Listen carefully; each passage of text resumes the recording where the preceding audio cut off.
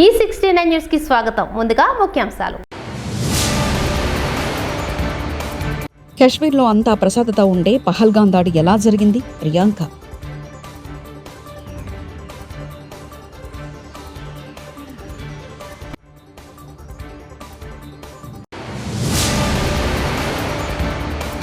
Political advisory committee సభ్యులతో మాజీ ముఖ్యమంత్రి వైఎస్ఆర్సీపీ అధ్యక్షులు వైఎస్ జగన్ సమావేశం.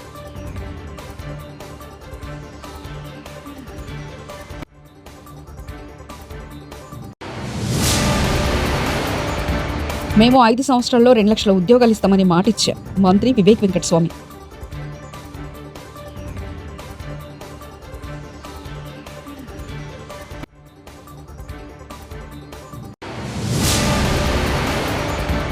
నాగార్జున సాగర్ 14 గేట్లు ఎత్తి నీటి విడుదల.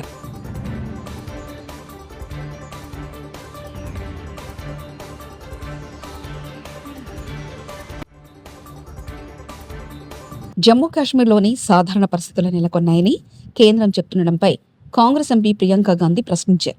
అంతా సజావుగానే ఉంటే, శాంతి భద్రతలు నెలకొని ఉంటే పహల్గాం ఉగ్రదాడి ఎలా జరిగిందని ప్రశ్నించారు. ఆపరేషన్ సింధూర్ పహల్గాం ఉగ్రదాడిపై లోక్సభలో 2వ రోజు జరిగిన ప్రత్యేక చర్చలో ప్రియాంక గాంధీ మాట్లాడారు. భారత సాయుధ బలగాల సేవలు, త్యాగాలను ప్రశంసించారు. జాతీయ భద్రతపై చెక్కు చెదరని వారి సంకల్పాన్ని కొనిడారు. उन्हें सच्चाई जानने का हक है. समीर गुहा भारतीय, बिट्टन अधिकारी, मनीष रंजन. భూమి లేని కుటుంబాలకు ఇందిరమ్మ ఆత్మీయ భరోసా పథకం కింద సంవత్సరానికి 12,000 ఇస్తున్నాం ఉప ముఖ్యమంత్రి బట్టి విక్రమార్క. కుటుంబంలో ఒకవేళ భూమే లేకపోతే ఇందిరమ్మ ఆత్మీయ భరోసా అని ప్రతి కుటుంబానికి 12,000 రూపాయల లెక్కన సంవత్సరానికి ఆ కుటుంబానికి ఇచ్చే ఏర్పాటు చేశాం. రుణమాఫీ ఇచ్చిన వాళ్ళు, రైతు భరోసా పడ్డ వాళ్ళు చప్పట్లు కొట్టమని చెప్పినా కొట్టకపోవడంపై అసహనం వ్యక్తం చేసిన మంత్రి వివేక్ వెంకటస్వామి, మహిళలు ఫ్రీ బస్ అంటే చప్పట్లు కొట్టడం లేదు, ఇంద్రమ్మ ఇళ్లన్నా చప్పట్లు కొట్టట్లేదంటూ మంత్రి వివేక్ వెంకటస్వామి అసహనం వ్యక్తం చేశారు. భర్తీ కావడం జరుగుతుంది. ఇంకొక 1,00,000 ఉద్యోగాలు వచ్చే 3 సంవత్సరాలలో అది కూడా భర్తీ చేసి ప్రభుత్వము, కాంగ్రెస్ ప్రభుత్వం ఏదైతే మీకు మాట ఇచ్చిందో 2 లక్షల ఉద్యోగాలు భర్తీ చేస్తామని చెప్పి అది కూడా మాట నిలబెట్టుకుంటుందని చెప్పి మీ అందరికి చెప్తూ, మళ్ళీ మీ అందరికీ కూడా రుణమాఫీ చేసినారు 2 లక్షల వరకు. దాంతోపాటు మొన్న రైతు భరోసా ఏదైతే ఇచ్చినారో అందరికీ 6,000 రూపాయలు చొప్పున ఎకరానికి అందరికీ, ఇవన్నీ కూడా టిక్ టిక్ టిక్ అని మీకు అకౌంట్లో పడ్డదా లేదా? అవునా కదా? ఉన్నాయా? మీరెందుకు కొడుతున్నారు? వాళ్ళు కొట్టాలి, వాళ్ళకి అకౌంట్లో వచ్చిందా? ఏమయ్యా పెద్ద మంచి వస్తే చప్పట్లు కొట్టండి, లేకుండా కొట్టకండి. గట్టిగా చప్పట్లు కొట్టండి. మరి మహిళలేమో ఫ్రీ బస్ అంటే చప్పట్లు కొడతలేరు, ఫ్రీ కరెంట్ అంటే చప్పట్లు కొడతలేరు, ఇందిరమ్మ ఇల్లులు అంటే చప్పట్లు కొడతలేరు. ఇల్లు వచ్చింది మంచిదే కదమ్మా. ఇప్పుడు ఈ మహిళ అన్నది ఇప్పుడే, సార్ నాకు ఇందిరమ్మ ఇల్లు రాలేదు, నాకు ఇందిరమ్మ ఇల్లు రావాలని చెప్పి ఆమె కోరింది. ఎగురించి వస్తున్న భారీ వరద ప్రవాహంతో నాగార్జున సాగర్ జలాశయం నిండుకుండలా మారింది. దీంతో ప్రాజెక్టు క్రస్ట్ గ్రేట్లు 14 ఎత్తి నీటిని దిగువ విడుదల చేశారు. ఈ కార్యక్రమంలో మంత్రులు ఉత్తమ్ కుమార్ రెడ్డి, అడ్లూరి లక్ష్మణ్, పలువురు ఉన్నతాధికారులు పాల్గొన్నారు. ప్రాజెక్టు పూర్తి సామర్థ్యం 590.00, 312.04 టీఎంసీలకు అడుగులకు గాను ప్రస్తుతం 586.60 అడుగులకు చేరింది.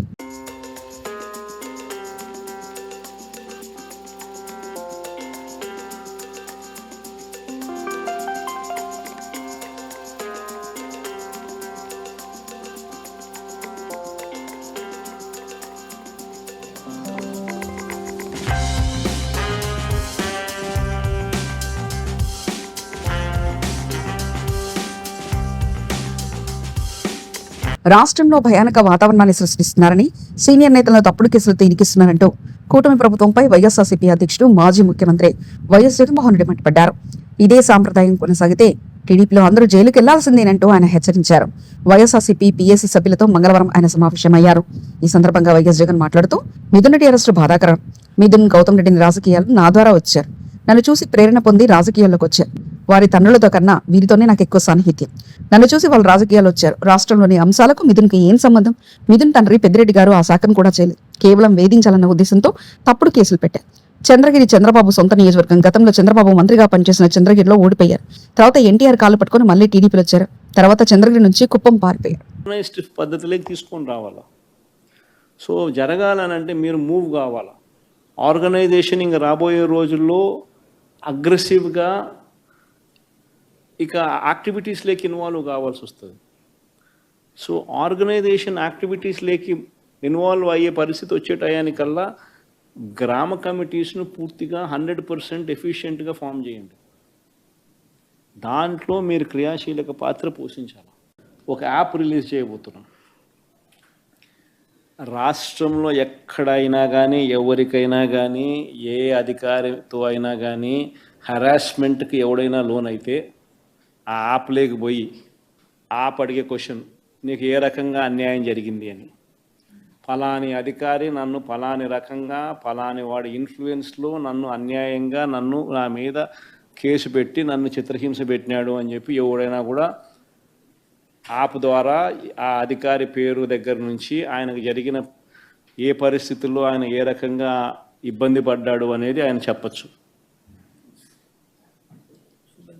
ఆయన దగ్గర ఏదైనా ఆధారాలు ఉంటే ఆ ఆధారాలు కూడా ఆయన అప్లోడ్ చేసే ఫెసిలిటీ కూడా కల్పిస్తూ ఉన్నాం. సో ఇంకో బటన్ నొక్కితే ఆయన కావాల్సిన ఆయన దగ్గర ఉన్న ఆధారాలు ఏదైనా ఉంటే ఆధారాలు కూడా ఆయన అప్లోడ్ చేయొచ్చు.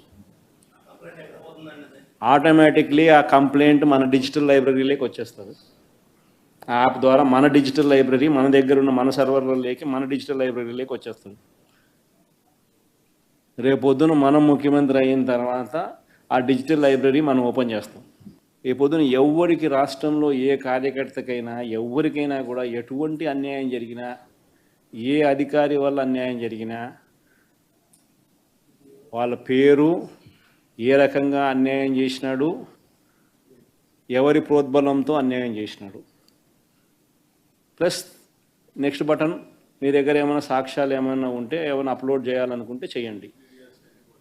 వీడియోలు కానీ నీకు ఇంకా వేరే సాక్ష్యాలు కానీ ఏమైనా ఉంటే మీ దగ్గర ఉంటే మీరు చేయండి. సో అవి కూడా ఒక అవకాశం. అవన్నీ ఆటోమేటిక్లీ మన సర్వర్లలో మన డిజిటల్ లైబ్రరీలోకి వెళ్ళిపోతుంది. మనం వచ్చిన తర్వాత అవి ఓపెన్ చేసి ఎవడెవడైతే మన కార్యకర్తలను అన్యాయం చేసినాడో వాళ్ళందరినీ కూడా చట్టం ముందర ఏ రకంగా నిలబెట్టాలనో ఆ రకంగా నిలబెట్టించి అందరినీ కూడా సినిమా చూపించే కార్యక్రమం మాత్రం జరుగుతుంది. వాళ్ళు చేసినవన్నీ కూడా వడ్డీతో సహా ఏదైతే నువ్వు విత్తుతున్నావో అదే పండుతుంది. ఎక్కడో కూడా మనం అన్యాయం చేయడం లేదు. తెలంగాణ సివిల్ సప్లై స్కామ్ లో రేవంత్ రెడ్డి, ఉత్తమ్ కుమార్ రెడ్డి సంబంధిత అధికారులు ప్రత్యక్షంగా పాల్గొన్నారు. కాంగ్రెస్ పార్టీ ఒక 420 పార్టీ సివిల్ సప్లైస్ కుంభకోణం గురించి, పార్క్ హైత్ హోటల్లో కాంగ్రెస్ పార్టీ నేతలు చేసిన మంతనాల గురించి మా దగ్గర అన్ని ఆధారాలు ఉన్నాయి. సివిల్ సప్లైస్ కుంభకోణంలో నివేదిక ఇవ్వాలని హైకోర్టు ఎన్నిసార్లు ఆదేశించినప్పుడు చేస్తలేదు. 3 చీఫ్ జస్టిస్లు మారారు, కానీ ప్రభుత్వం అయితే కౌంటర్ నివేదిక ఇవ్వలేదు. బీఆర్ఎస్ మాజీ ఎమ్మెల్యే పెద్ది సుదర్శన్ రెడ్డి ప్రభుత్వాన్ని కౌంటర్ దాఖలు చేయాలని చెప్పి చీఫ్ జస్టిస్ గారు అనేక ఆదేశాలు ఇచ్చారు. 3 చీఫ్ జస్టిస్లు మారిలు కానీ ప్రభుత్వం మాత్రం ఈ కేసులో ఇప్పటివరకు కౌంటర్ దాఖలు చేయలేకపోయింది. కౌంటర్ దాఖలు చేస్తలేదంటేనే కాంగ్రెస్ పార్టీ దొంగ 420 ఇది ఇవాళ బీఆర్ఎస్ పార్టీ నర్మగర్భంగా చెప్తున్నది. ఇలా ఖచ్చితంగా ముఖ్యమంత్రి రేవంత్ రెడ్డి ప్రత్యక్షంగా ఇన్వాల్వ్ అయ్యిండు, ఉత్తమ్ కుమార్ రెడ్డి ప్రత్యక్షంగా ఇన్వాల్వ్ అయ్యిండు, సంబంధిత అధికారులు ప్రత్యక్షంగా ఇన్వాల్వ్ అయ్యిండు. ఇందులో హయత్ హోటల్లో, పార్క్ హయత్ హోటల్లో జరిగినటువంటి కుంభకోణం యొక్క మరి వివరాలన్నీ కూడా బీఆర్ఎస్ పార్టీ దగ్గర అన్ని రకాల ఆధారాలు ఉన్నాయి. తెలుగు ఫిలిం ఛాంబర్ లో ఆంధ్ర వర్సెస్ తెలంగాణ నిర్మాత మండలి లోపలికి చొచ్చుకొని పోయేందుకు ప్రయత్నించి గొడవకు దిగిన తెలంగాణ వాదులు, ఆంధ్ర గో బ్యాక్ అంటూ నినాదాలు, film chamber secretary Prasanna Kumar తో గొడవకు దిగిన పాసం యాదగిరిపై దాడి, జయరాజ్ ఫోటో చిన్నదిగా పెట్టారని, అది కూడా ఓ హీరోయిన్ ఫోటో కింద పెట్టారంటే గొడవ చేసిన తెలంగాణ వాదులు, ఛాంబర్ లో సినారో ఫోటో ఎందుకు లేదని ప్రశ్నించిన తెలంగాణ వాదులు, పోలీసులు రంగప్రవేశంతో సత్తుమరిగిన గొడవ. చదువులు మాకొద్దని వాడు వేజల సత్యనారాయణ తీసాడు, దళితులను తిట్టు కూడా సినిమాలు తీసాడు. కులతత్వం వీళ్ళకు పచ్చి కులతత్వం, ప్రాంతీయ తత్వం ఇది. ఐడి జయరాజు అందరికంటే ముందు పద్మ ఆయనకు దాదాపాల్కి అవార్డు వచ్చింది. అందరికంటే ముందు 300 మరాఠీ సినిమాలు, 200 హిందీ సినిమాలు, మూకీ సినిమా పృథ్వీరాజ్ కపూర్ కాలం పడాయి. అది ఎందుకు ఆయన బొమ్మ ఎందుకు పెట్టారు? చిన్న చూడండి, ఐడి జయరాజు చిన్నది. ఈ దొంగలు పెద్దరాయ లంగలు దొంగలు అంటే పెద్దగా. నారాయణ రెడ్డి బొమ్మ ఎందుకు లేదు? ఎన్ని పాటలు రాసిన నారాయణ రెడ్డి, దాశరథి బొమ్మ ఎందుకు లేదు? తెలంగాణ వాళ్ళు ఎందుకు పెట్టలేదు? ఆంధ్ర వాళ్ళే పెడతారు, కులం వాళ్ళే పెడతారు. కాలేజీ ఎందుకు లేదు? సినిమాలు ఎంతమంది తెలంగాణ రాయలేదు? వాళ్ళు ఎందుకు పెట్టారు? ప్రభాకర్ రెడ్డి ఇస్తే ఇంత చిన్న భూమి ఆయన పెట్టారు. ఎందుకు పెట్టారు? తెలంగాణలో బెడ్రూమ్ లేవు, తెలంగాణలో అంటరాడలు లేవు, తెలంగాణలో అస్పృశ్యులు. కాబట్టి తెలంగాణ వాళ్ళు ఇప్పుడు మేల్కోవాలి. ఈ భూమి మనది, సర్ఫకాస్ భూమి ఇది, మొత్తం స్టూడియోకి ఇచ్చింది సర్ఫకాస్ భూమి. అంటే నిజాముద్దీన్ స్టేట్ గవర్నమెంట్కి వచ్చింది. మన భూములు కదా అవన్నీ. మన భూములు తీసుకొని మీరు మమ్మల్ని అవమానిస్తారా? మమ్మల్ని చిన్న చూపు చూస్తారా? మీరు అవమానిస్తే ఒప్పుకోం, మేము అంటరానితనం ఒప్పుకోం. అందుకనే తెలంగాణ వాదులంతా లేవాలి, మళ్ళీ తెలంగాణ సినిమా రావాలి, పెట్టుబడి నుంచి విముక్తి చేయాలి, ఏకాధిపత్యం నుంచి విముక్తి చేయాలి, జై తెలంగాణ ఆడాలి, తెలంగాణ పౌరుషం ఎందుకు చూపించాలి. తెలంగాణ సాయుధ పోరాటం ఊరూరులో 10 మంది చచ్చిపోయారు. ఎందుకు తీసారు మీరు? దుడుకబడే సినిమా ఎందుకు తీయరు మీరు? చాకలేలమ్మ సినిమా ఎందుకు తీయరు? బండకి సినిమా ఎందుకు తీయరు? 1000 ఓడల మరి ఎందుకు తీయరు? నిర్మల్లో 1000 మంది ఓడలు తీసారు కదా బ్రిటిష్ వారు. ఆ సినిమా ఎందుకు తీయరు తెలుసా మీకు? మీకు పాడుమొక్కలు చదువు ఉందా మీకు? చదువు లేదు, శీలం లేదు, సంస్కారం లేదు. వాళ్ళ సినిమాలు ఈ 3 లేని వాళ్ళే ఉంటారు. తాగుబోతులు, వాగుబోతులు, మధురబోతులు, తిరుగుబోతులు, ఈ దొంగలంతా తింటున్నారు తెలుగు సినిమాలు. తెలంగాణ లేదు. ఎందుకు మీరు తురబాస్ఖాన్ సినిమా తీయరు? ఎందుకు మౌలవీ రావుద్దీన్ సినిమా తీయరు? ఎందుకు చిదాఖాన్ సినిమా తీయరు? ఎందుకు మీరు 1000 ఊడల మరి దగ్గరికి ఎందుకు పోరు? ఎందుకు వీర బైరాన్పల్లికి ఎందుకు పోరు? ఎందుకు కూటికల్లుకు ఎందుకు పోరు? ఎందుకు వడ్లకొండకు పోరు? ఎక్కడ నిర్మాలు ఎందుకు పోరు? వీళ్ళ సింబాలు ఎందుకు తీయరు? ఎంత పెద్ద చరిత్ర ఉంది తెలంగాణ సాయుధ పోరాటం. మామూలు చరిత్ర పురాణం రామరెడ్డి గురించి చిన్న విషయం ఎందుకు వస్తాం మేము? పోలీసు రాజ్యం అయితే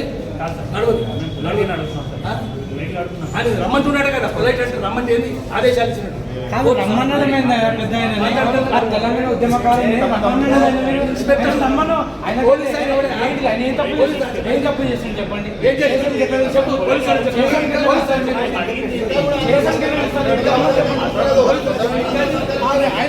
ఉద్యమకారుడు సీనియర్ అయినా ఉద్యమకారుడు ఎట్లా పిలుస్తారు?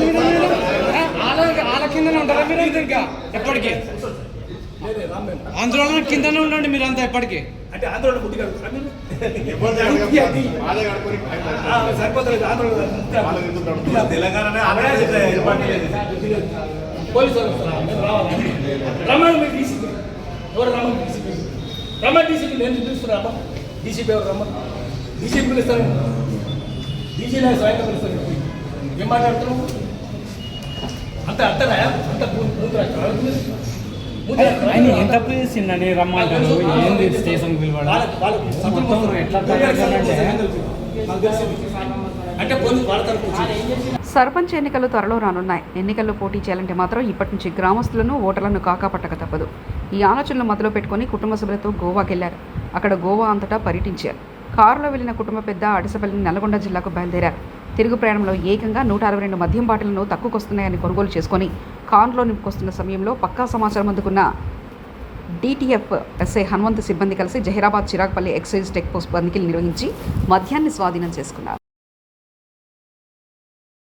ప్రజా సమస్యల సత్వర పరిష్కారం కోసం నిర్వహిస్తున్న ప్రజావాణి కార్యక్రమానికి వచ్చిన ఫిర్యాదులకు ప్రాధాన్యత ఇస్తూ ఫిర్యాదులను వెంటనే పరిష్కరించాలని ఈ సందర్భంగా అదనపు కలెక్టర్ చంద్రశేఖర్ అధికారులను ఆదేశించారు. సమీకృత కలెక్టరేట్ కార్యాలయ సముదాయ సమావేశ మందిరంలో సోమవారం నిర్వహించిన ప్రజావాణి కార్యక్రమాన్ని జిల్లాలోని వివిధ ప్రాంతాల నుంచి వచ్చిన ఫిర్యాదుదారులు అదనపు కలెక్టర్ చంద్రశేఖర్, DRO పద్మజారాణులకు ఫిర్యాదులను సమర్పించారు. కాగా రెవెన్యూ 15, పౌర సరఫరాల శాఖ 9, పంచాయతీరాజ్ 9, DRDO 9, వివిధ శాఖలకు సంబంధించిన 12, మొత్తంగా 54 ఫిర్యాదులు అందాయి.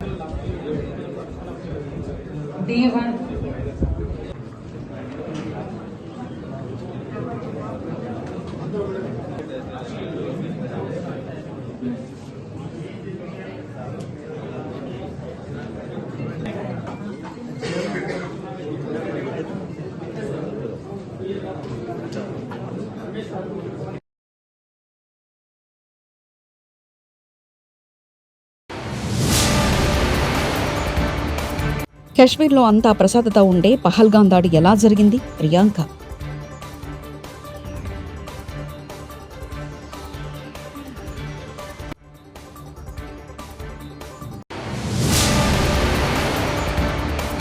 పొలిటికల్ అడ్వైజరీ కమిటీ సభ్యులతో మాజీ ముఖ్యమంత్రి వైఎస్ఆర్సీపీ అధ్యక్షులు వైఎస్ జగన్ సమావేశం.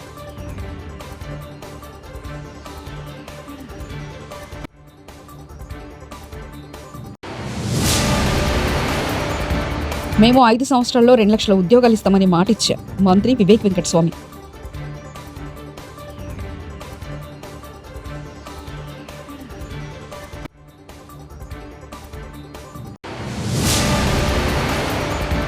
నాగార్జున సాగర్ 14 గేట్లు ఎత్తి నీటి విడుదల.